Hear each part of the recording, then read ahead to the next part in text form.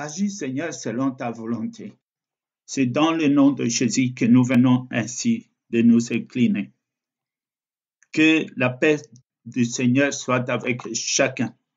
Maintenant, oui, je crois que c'est le temps de Dieu.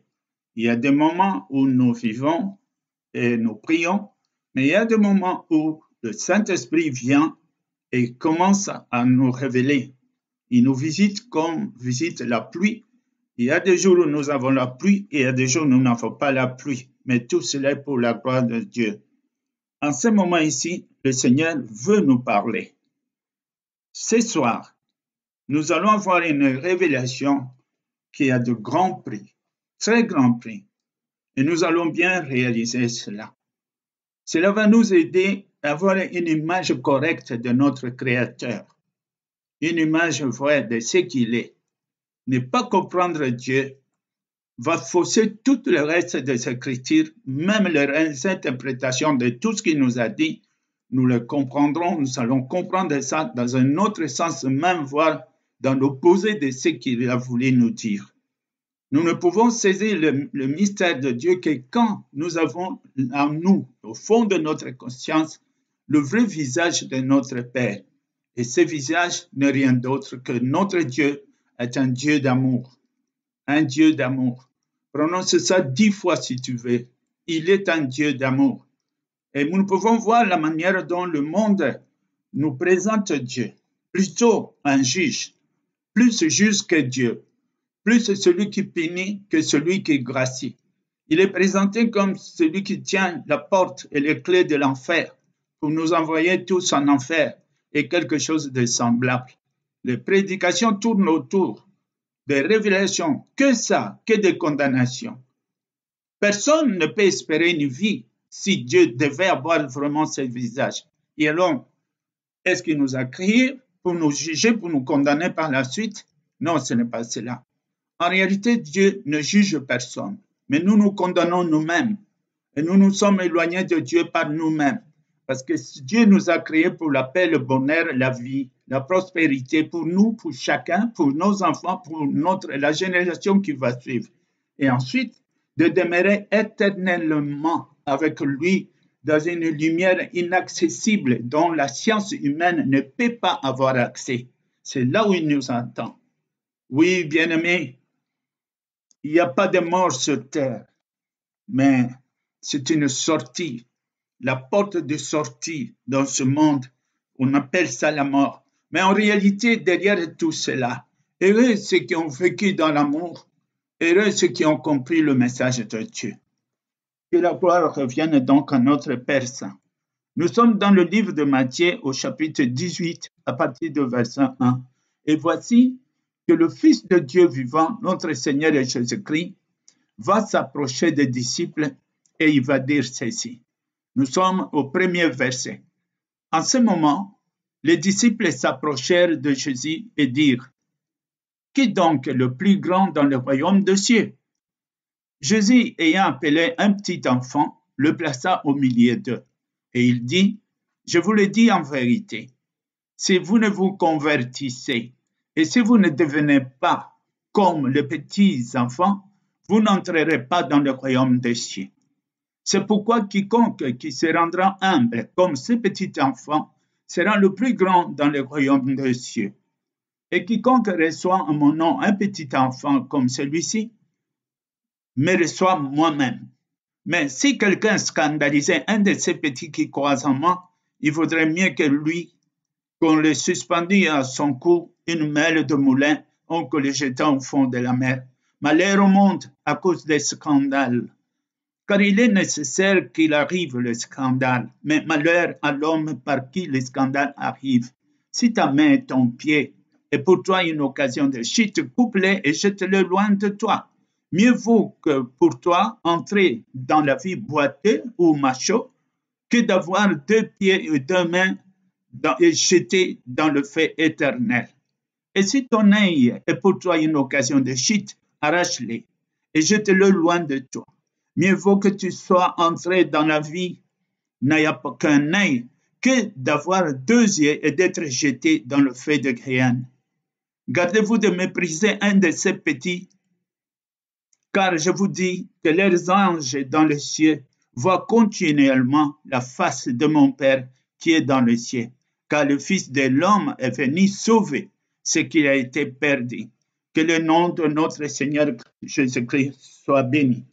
Si ça ne tenait qu'à ces versets, nous avons beaucoup de choses à expliquer dans ces versets pour parler. Mais ce que nous allons épingler pour sortir et essayer de développer ça selon la grâce de notre Dieu, est celui que le Seigneur nous dit, oui, que nous puissions avoir la ressemblance à un petit enfant qu'il a placé au milieu des disciples, au milieu des pharisiens, en prenant l'exemple que c'est ce comportement, c'est cette conduite, c'est cette attitude qu'a ces petits enfants que nous sommes appelés à imiter, à vivre cette humilité comme cet enfant devant notre Père. Autrement, personne ne verra Dieu. Quand je regarde cela, je crois que cette invitation que nous tend notre Dieu, observons donc un petit enfant. Nous avons des exemples dans chaque maison. Nous avons des petits enfants. Mais comment se comporte-t-il envers nous? Un enfant n'est pas rancunier. Un enfant, ce n'est pas celui qui présente un danger parce que c'est un criminel. Un enfant ne tue pas. Un enfant dit tout de suite ce qu'il a vu. Un enfant ne se cache pas. Un enfant est obéissant. Il est tout de suite à l'obéissance devant ses parents. Il accepte tout, il croit tout, il suit tout, il ne discute jamais, il est humble. Voilà ce qui est cet enfant. Mais l'image que nous sommes en train de voir là, puisque ce sont nos enfants, pouvait nous enseigner. Pouvait nous enseigner parce qu'on peut se poser la question. Que devons-nous faire pour plaire à Dieu de manière à ce que nous puissions vivre dans une espérance totale et sûre, de manière à ce que je sache, après cette vie, je peux avoir accès libre auprès du royaume des cieux et demeurer éternellement avec mon Père. On peut se poser cette question. Et alors, les réponses peuvent être diverses, mais la réponse qui saute aujourd'hui aux yeux nous conduit presque tous face à la loi de Dieu. Mais quand nous allons vers là-bas, il n'y a plus d'espoir. Celui qui tourne vers la loi, chaque loi arrive et chaque loi le déclare comme pécheur. C'est une accumulation de condamnations au point où nous perdons maintenant le vrai visage de Dieu pour voir Dieu, interpréter l'amour de Dieu comme étant un Dieu juge à qui il est là que pour nous pointer du doigt. Tu n'as pas fait ceci, tu devais plutôt faire ça, voilà ce que tu as fait, et d'accumuler de nous compter péché par péché. Mais en réalité, il n'en est pas ainsi. Ceux qui se conduisent, non pas comme les enfants, ceux qui doutent, ceux qui discutent, ceux qui veulent donner leurs propres opinions face à la parole, ne se conduisent plus comme des petits enfants devant Dieu. Ce sont des gens qui amènent leurs propres opinions pour faire face à l'opinion de Dieu. Ils amènent leur propre façon de vivre comme si Dieu devait maintenant suivre ce qu'eux pensent faire. C'est vrai, nous sommes libres. C'est vrai, nous pouvons tout faire comme bon nous semble. Mais nous n'avons pas droit à venir écarter la volonté de Dieu pour mettre maintenant notre volonté comme si c'était la volonté de Dieu. Parce qu'à partir de ce moment-là, jamais nous n'entrerons dans le royaume des cieux.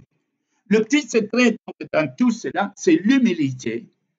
L'humilité quand les enfants devant Dieu. Et nous devons regarder, car un enfant, quand il est un enfant, quoi que les parents fassent, on regarde ses yeux de la manière dont il regarde, il reste un enfant plein d'amour avec ses enfants. Même si tu le punis et que tu viens, il est prêt à t'accueillir de nouveau. Il oublie. Chaque jour, il est un autre. Chaque jour, il est plein d'amour, plein de chaleur, plein de feu. On voit que l'enfant est vie. On n'a pas peur de cela parce qu'on sait que l'enfant est à toi, il peut t'écouter.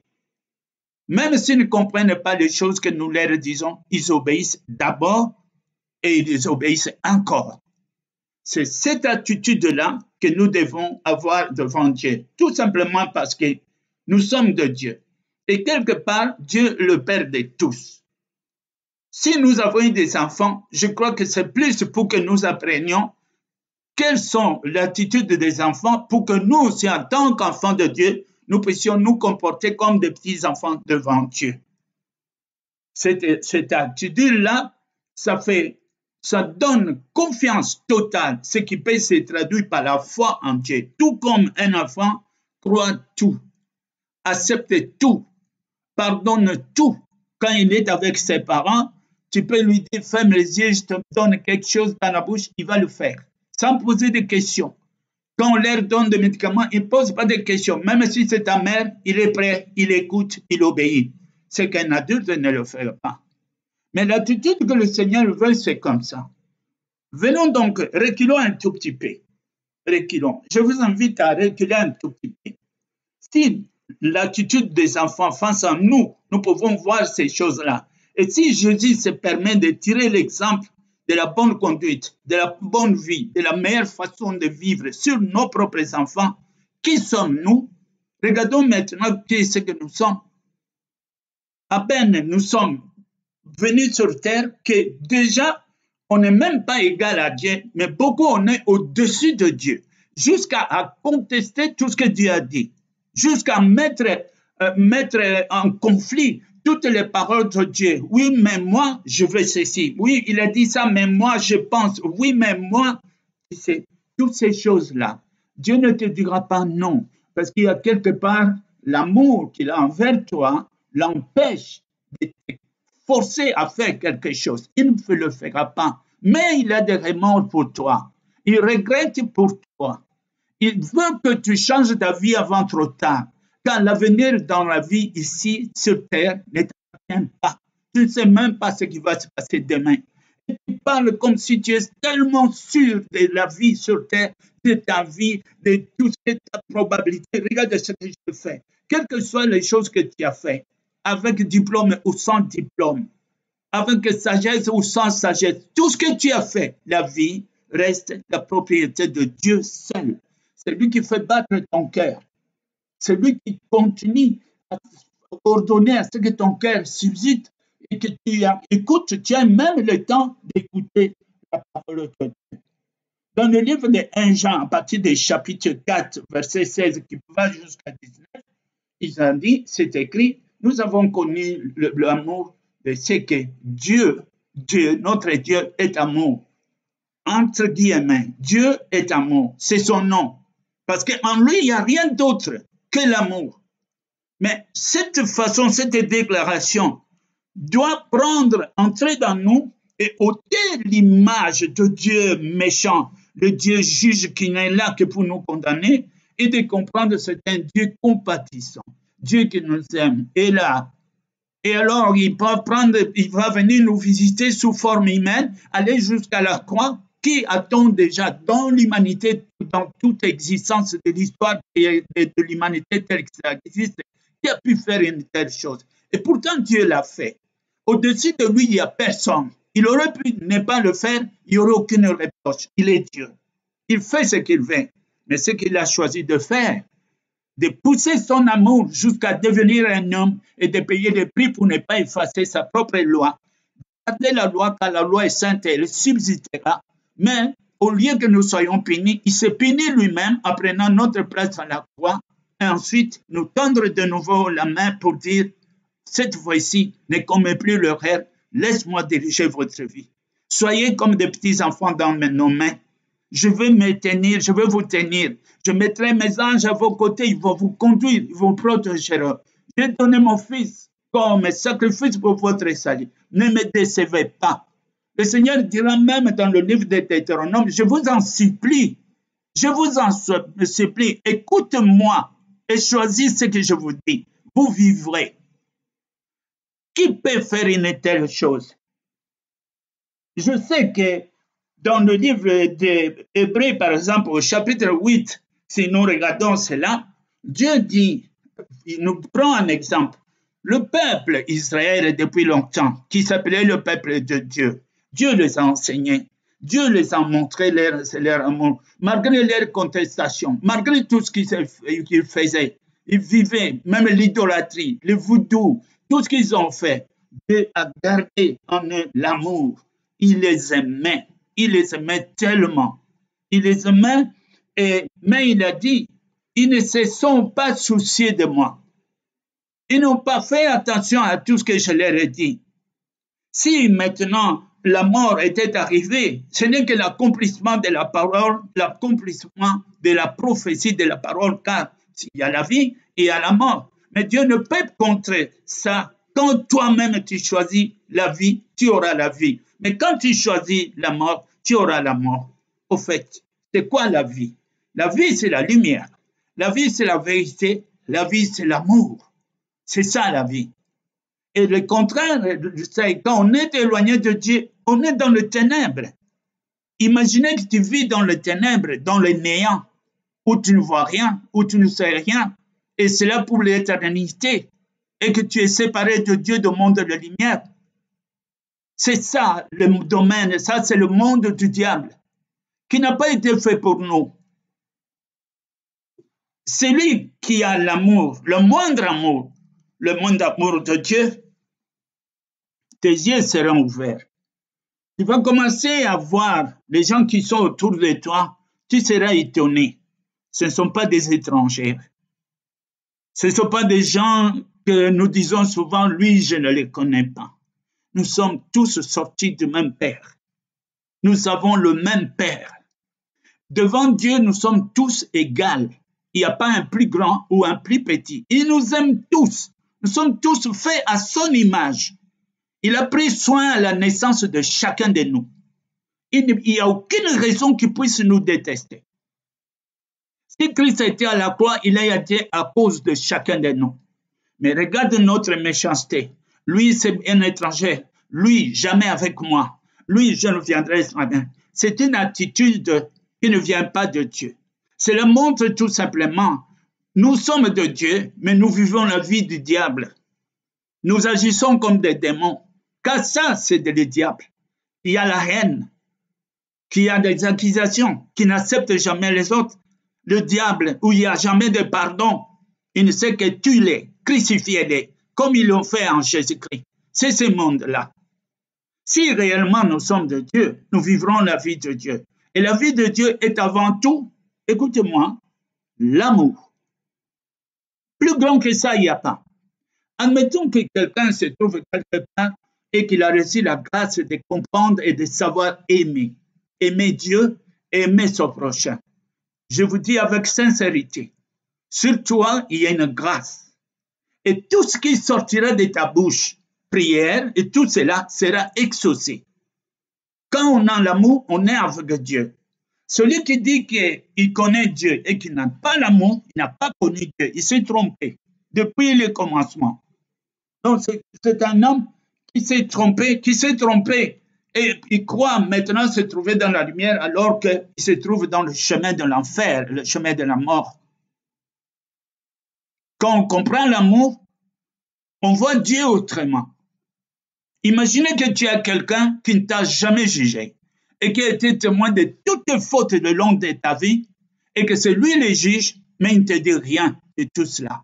Tout ce qu'il te demande, aime. Aime-moi parce que je t'aime. C'est lui qui nous a aimés le premier. Nous avons découvert l'amour par lui. Et il nous demande seulement d'aimer. Et jamais, jamais, jamais qu'il nous vienne à l'idée d'être juge des autres. De ne pas pointer quelqu'un d'autre et dire, lui, il va me payer ça. Lui et tout ça. Ça, ce sont des actions du diable. Si nous agissons comme ça, c'est notre propre condamnation que nous sommes en train de provoquer, au travers lequel Dieu ne pourra rien. Dieu ne pourra rien parce que nous avons la liberté de choisir entre vie et mort. Mais voilà, là, tu as choisi la mort. Mais Dieu ne peut pas être contre toi. Il sait que la mort, c'est très mauvais. Mais quand tu aimes la mort, si tu es attaché à la mort, nous devons comprendre que la loi, telle qu'elle nous a été présentée, ce sont des garde-fous. Ça veut dire pour nous montrer il y a bien des choses que Dieu aime, il y a bien des choses que Dieu n'aime pas. Et si nous regardons toutes ces choses, comme Dieu, Jésus l'a dit, et comme le Père nous a enseigné, tout cela, c'est le développement de l'amour, de la loi de l'amour, qui a fait que maintenant, nous avons beaucoup de lois. Et toutes ces lois tournent autour de l'amour. Admettons que j'ai seulement l'amour. Qu'est-ce qui va se passer? Si j'ai vraiment l'amour, comme Dieu l'a dit, et alors j'ai accompli toutes les lois sans les savoir. Si mon cœur, si mon âme est dirigée par l'amour, si je ne suis pas dans le monde pour juger les autres, pour faire payer les autres ce qu'ils ont fait, pour avoir un esprit de vengeance et des choses pareilles, tu viens d'accomplir toute la loi au point où il n'y a plus quoi que ce soit qui puisse te juger. Puisque tu marches selon la volonté de Dieu, tu marches en esprit ensemble avec Dieu, car Dieu est amour. Nous pouvons dire alors tel qu'il est, tel que nous devons être. C'est ça au fond. L'innombrables écritures que nous pouvons les trouver dans la Bible, tout cela, des milliers de mots qui ont été utilisés pour nous conduire sur le chemin de l'amour, car Dieu est amour. Quand tu auras compris cela, il suffit que tu comprennes l'amour de Dieu, que ta vie change. Ton caractère change. Ta façon d'agir va changer à partir de ces moments. Quand tu comprends l'amour et que tu comprends combien Dieu t'aime, tu vivras dans la lumière, dans la paix et dans la joie. Et tout ce que tu feras te réussira. Et les ténèbres ne pourront jamais te vaincre ni te combattre à cause de l'amour. Jugeons notre façon d'agir. Regardons combien de fois nous condamnons les autres, que nous jugeons les autres, que nous souhaitons même, nous maudissons. Nous disons des choses qui sortent de notre bouche, la même bouche qui glorifie Dieu, la même bouche qui condamne et qui maudit. Regarde ce que nous sommes. Nous disons que nous sommes de Dieu, mais nous sommes éloignés par nos actes. Nos actes ressemblent aux actes du diable et non pas de Dieu. Nous oublions dans l'amour, le premier mot qui vient dans l'amour, c'est le pardon. Le premier mot qui vient dans l'amour, c'est l'amour lui-même. Si nous vivons dans l'amour, nous sommes de Dieu et nous sommes connus de Dieu et Dieu se fera connaître en nous. Voilà, c'est la vérité. Je vous dis avec sincérité. Le livre de 1 Romains, chapitre 1, verset 28, nous parle de ça aussi. Hébreux 8, au verset 9, nous parle de ça aussi. Jacques va nous parler de ça aussi. Si nous nous soucions de connaître Dieu en tant que Dieu d'amour, et alors Dieu se souciera de nous aussi pour vivre ensemble avec nous, vous verrez en nous, parce que c'est lui que nous cherchons à ce moment. Alors, il se laissera trouver. Qui aime, Dieu se laisse trouver chez lui. Et quand on a l'amour, on vit. La bonne vie, c'est quoi? C'est la paix, c'est la joie. C'est ça la vie. Ce n'est pas la richesse. D'ailleurs, la richesse apporte beaucoup de problèmes. Mais la vie, c'est l'amour. Quand on aime, on vit. On respire. Et tout le corps est en harmonie ensemble avec toi. Tu auras le temps de vivre. Et même la mort ne sera pas pour toi la mort, mais plutôt une sortie pour une vie éternelle. Même si on t'interroge après, est-ce que tu veux revenir dans le monde, tu diras non, je reste avec mon Père. Car ce que tu auras vu de l'amour de Dieu, rien ne te plaira plus dans le monde pour revenir ici. Bien-aimés, nous n'avons qu'une seule occasion, cette vie que nous avons ici. Il n'y aura pas un deuxième retour. Il n'y aura pas un deuxième test. Il n'y aura pas un deuxième pour dire, oui, je vais corriger, je reviens encore dans le monde. Non. Une fois qu'on aura passé ici et qu'on passe maintenant pour la sortie par la mort, c'est là, notre sort sera déterminé. Il a été donné aux hommes de vivre. Et les plus robustes vont peut-être jusqu'à 120 ans. Après quoi vient la mort. Après quoi vient la fin pour cette terre. Mais toi, qui es-tu? Et qu'est-ce que tu dis de Dieu qu'il est? Tu le vois comment? Un juge? Tu le vois quand tu penses que Dieu est un juge, tu es jugé toi-même parce que tu le juges comme juge. Mais Dieu est amour. Dieu nous aime. Mais que son amour ne nous trompe pas. Ce n'est pas parce qu'il nous aime que maintenant, nous allons lui présenter toutes sortes de péchés parce que Dieu est amour. C'est là encore mal comprendre Dieu. Celui qui fait le mal sème le mal et tu récolteras le mal. Celui qui fait le mal, il récolte la malédiction. Même ta bénédiction deviendra malédiction à cause de ta sémence. Mais si nous aimons, nous reproduisons la vie. L'amour, c'est la vie, la véritable vie. C'est ce que le Seigneur nous a enseigné. C'est ce qu'il a mis comme premier commandement et deuxième commandement. Le 2, ce sont le plus grand commandement que Dieu nous a donné. Tout le reste, c'est l'enseignement pour expliquer en détail ce que signifie l'amour. L'amour pardonne tout. L'amour ne soupçonne rien de mal. L'amour ne convoite pas ce qui est de l'autrui. L'amour croit tout. Exactement comme le comportement d'un enfant. Voilà l'amour. Ça, c'est la vie de l'amour. Nous prions le Seigneur qui vienne nous aider. Je prie sincèrement Dieu qui vienne nous aider. Au nom de Jésus-Christ. Que des messages que nous recevons, franchement, ce ne sont pas des messages, par exemple, que tu prends pour se ramasser quelque part pour parler. On ne prêche pas pour prêcher. On ne parle pas pour parler. Chaque parole sont pesées par Dieu. C'est vraiment le vital, ce que nous avons besoin maintenant. C'est la nourriture de l'esprit. C'est la nourriture de l'espérance. C'est la nourriture du bien-être. C'est la nourriture victorieuse, celle qui nous conduit à la vie éternelle, à la victoire, en commençant ici sur terre, au centuple, ensuite dans la vie éternelle de ceux qui s'en suivra. Qui a l'oreille pour comprendre et qui a un cœur pour croire? Qui est celui qui peut faire un stop un moment dans sa vie pour réfléchir à ces choses? C'est ce qu'on peut appeler la sagesse. C'est ça la sagesse. La sagesse, c'est de reconnaître la vérité qui est de la parole de Dieu, de l'accepter, de la mettre en pratique, de vivre dans elle. Et alors, qu'on vous dise à gauche ou à droite, qu'on vous juge, qu'on vous condamne, qu'on dise même que tu es fou, ou qu'on te traite de fou, ou des gens naïfs, qu'on puisse se dire, oui, c'est le travail du monde, ils agissent ainsi. Mais nous, notre amour, c'est le secret de la résurrection et le secret de la puissance de Dieu qui agit. Avec l'amour, on ne ment pas. Avec l'amour, on ne trahit pas. Avec l'amour, on ne condamne personne. Avec l'amour, on n'a pas peur. Avec l'amour, on suscite et on persévère dans l'amour. Et celui qui aura fait ces choses, c'est vrai.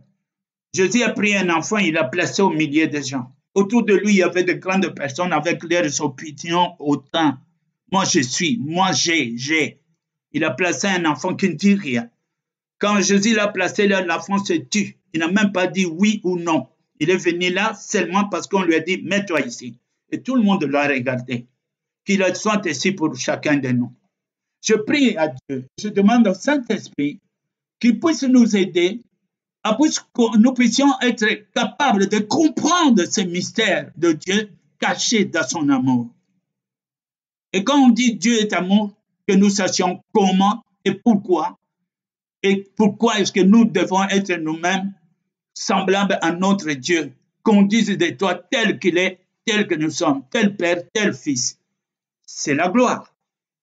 Et alors, nous aurons vaincu le monde à ce moment-là. Là, tu auras une espérance qui ne trompe pas. Là, tu viens d'avoir un accès libre, assuré, signé par Jésus-Christ et le Saint-Esprit comme un sceau. Paf, tu es de Dieu. Et la vie éternelle t'attend. Alors, dans ces cas, à quoi nous peur maintenant? Qu'est-ce qui va nous troubler? Qu'est-ce qui va me faire peur? Mais rien du tout. Personne ne peut me juger sur terre. Aucun. Personne n'a l'autorité sur point pour me juger. J'appartiens à Dieu. Et je l'aime. Et j'aime tous. Même mes ennemis. Quand j'ai compris l'amour, même les ennemis, je prie pour eux. Parce qu'il y a quelque chose ça s'appelle l'ignorance. Mais Dieu m'a pardonné mon temps d'ignorance. Il m'a accepté aujourd'hui. Il aurait pu me juger dans mon ignorance, mais il m'a gracié. Il a été à la croix alors que j'étais encore pécheur. Il n'a pas tenu compte de cela. Alors, soyons imitateurs de notre Dieu. Il n'y a pas plus que ça. Je sais que le Saint-Esprit va nous enseigner. Je sais que le Saint-Esprit va nous enseigner encore davantage pour pouvoir nous expliquer cela. Vis dans l'amour. Partage le peu que toi tu as avec celui qui est proche de toi. Ne finis jamais ce que tu as seul. Trouve toujours quelqu'un et tout ça dont tu présentes l'amour. Parle avec amour. Le Seigneur te conduira. Il va te remplir ça. Et l'ange de Dieu sera tout le temps à côté de toi. Quand tu prieras, le Seigneur, tout de suite, il va courir, car il sait qu'un enfant m'a appelé. Tu ne seras pas inconnu. Tu t'es soucié de Dieu. Dieu se souciera de toi. Et il ne t'abandonnera jamais. Ça, tu peux être sûr. Il n'y a pas plus vrai que ça. Que le nom de notre Seigneur Jésus-Christ soit béni. Jésus, Maranatha. Ô Père de gloire, je laisse chacun de nous entre tes mains. Je voulais, Seigneur, que nous comprenions ton amour. Le fait de connaître ton amour, le fait de découvrir ton amour, nous avons déjà une identité. Je vais chasser loin de nous l'image qu'on t'attribue dans le monde. Non, tu n'es pas là pour juger, tu aurais pu le faire. Tu n'es pas là pour condamner, Seigneur, tu es là pour nous aimer. Devant toi, ce ne sont pas nos péchés qui se montent comme une montagne, bien que nous avons plein de péchés. C'est ton amour, Seigneur, qui surabonde tout, auprès de couvrir toute notre transgression. Tu nous regardes depuis cela. Tu regardes Christ sur la croix, tu vois ça, le sang qui a coulé. Tu nous regardes, oh Seigneur. Un jour, Jésus a pleuré. Seigneur, fais-nous grâce. Je demande, Seigneur, que tel que nous sommes là, que nous ayons ce privilège. Je veux tout simplement que nous comprenions l'amour. Nous apprenions d'abord à te mettre en première place, car l'amour qui est le tien nous a ouvert la porte sur le deuxième amour, l'amour du prochain. Si j'aime quelqu'un, c'est à cause de toi d'abord, à cause de toi, car par toi, ils sont mes frères et sœurs. Et je ne peux donc pas, Seigneur, le considérer comme ennemi, quoi qu'il fasse. Oh, donne-nous de cet amour. Donne-nous de cet amour, Seigneur. Nous voulons apprendre à aimer comme toi tu aimes, que nous aimions. Que la gloire te revienne. Je me lève et je m'oppose à tout ce qui est contraire à la loi de l'amour de Dieu, tout ce qui est du diable avec sa haine, ses isamies, ses oppositions, tout ce qu'il est en train de faire pour séparer les personnes. Au nom de Jésus-Christ, que la puissance de la lumière inaccessible de notre Dieu éclaircisse et que ceux de ténèbres se précipitent dans les ténèbres car c'est leur lieu, le lieu de mensonge. Et je proclame la vérité de notre Dieu sur la vie de tout et chacun. À la gloire de notre Père, nous venons ce soir de nous incliner devant Dieu au nom de Jésus-Christ. Alléluia et Amen. Amen. Merci mes bien-aimés.